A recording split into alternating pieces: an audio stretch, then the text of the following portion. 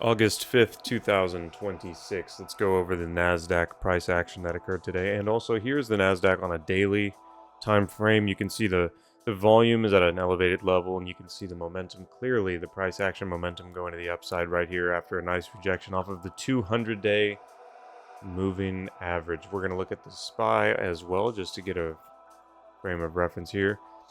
SPY never even hit the 200-day. It did hit the 50-day. 50-day acted as a dynamic support, as it normally does. You can see the 50-day acting as a support a lot of the times. And imagine just buying at the 50 EMA just for your whole life. Just every time the SPY hits the 50, you just add money to your account. Imagine what would happen to your account after a couple, 5, 10, 15 years. So today we're doing the same thing in the SPY on a daily momentum, increasing volume. We are clearly recovering from the sell-off and the consolidation we were in for a long time. We were in this consolidation here for a while. And let's look at the price action and the alignments that occurred today in the TQQQ. So what I'm doing right now is I'm skipping the first hour of the market, just using the first hour of the market to tell a story. First hour of the market concludes right here. So what do we see? The first hour of the market stays within the 15-minute opening range, and we're consolidating around two critical levels. That's what we're doing the first hour of the market. Two critical levels we're consolidating around. What are those two critical levels? Well, the red bold is the pre-market high, and then the red dotted is the previous day's high. So at market open, we're doing nothing but consolidating around those levels. And then what happens? We have a breakout, rejecting off of that critical level and rejecting off of what? The 15-minute opening range. How crystal clear is that? That's why I made an arrow right here, because this was just so juicy and blatantly obvious. Now, did I take this trade? Nope.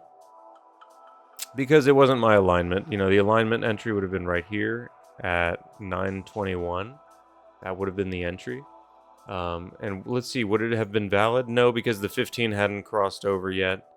And our 1 hour NY session, MACD, the momentum for the NY session on a 1 hour time frame, was in the green. So we're only looking for longs. So I couldn't take that trade based on this strategy.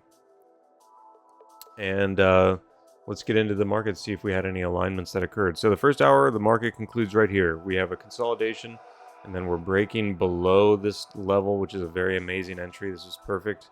Wonderful trade that would have been. But did we have any alignments to the green, to the long side, like our 1 hour momentum is telling us to do? Did we have any time in the market where the 15-minute and the 1 hour were on the same side of the playing field? And the answer to the question is no. The 15-minute momentum never touched into the green. It did here for a split second. But this is just my way of saying there was no alignments today besides the very end of the market. The very end of the market, we did have an alignment, which was right here. Why is this an alignment? Because the 1 hour is now in the red. The 15 is crossed over into the red. And then what do we have? A realignment in momentum. The momentum pulls back for one bar, pulls back for another bar, and realigns to the downside. That is your entry. Now, since it's the end of the market, you'd want to be using a 2-minute chart or a 1-minute chart. You know, 3-minute chart is what I'm using right now, and that also would have been a win. Your entry would have been here at the close of the candle, stop loss at the top of that candle, and you not only would have attained a 1-to-1, you would have attained a 3-to-1. So that was the only alignment that occurred today in the market. It was at the end of the day. I saw it happening in real time, but I didn't trade it because it's not between 9:30 and 11:30. I'm only trading 9:30 to 11:30 right now. I'm only trading this one window of price action. Now, with that much being said, there would have been an alignment I could have taken, which would have been a few of these, like this one right here I marked, which that would have been a win. This one right here, which I marked, which would have been a win. And it's the reason I didn't take them is because I wasn't using the extended hours on the 1-minute MACD. See the 1-minute or the 1 hour MACD right here is in the red, but I'm not using those extended hours. I'm using only the market hour, and it was still in the green, right?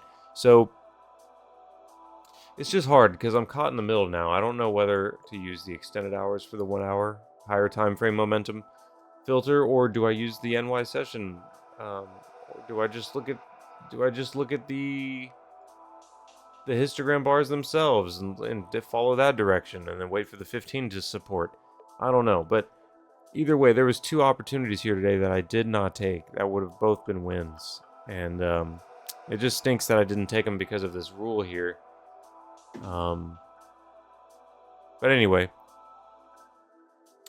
learning years, not the earning years. I'm learning. So I didn't take any trades today because there was no trades that occurred within my window of time, 9:30 to 11:30. I did take one trade today in Tesla because it did happen within my window of time, and the 1 hour was in the red. So that now we do have the full alignment going on here. And then we had the momentum come up, finally realigned to the downside. That was my entry with a 1-to-1. So I entered right here in this candle at 10:48. Stop loss right at the top of that candle.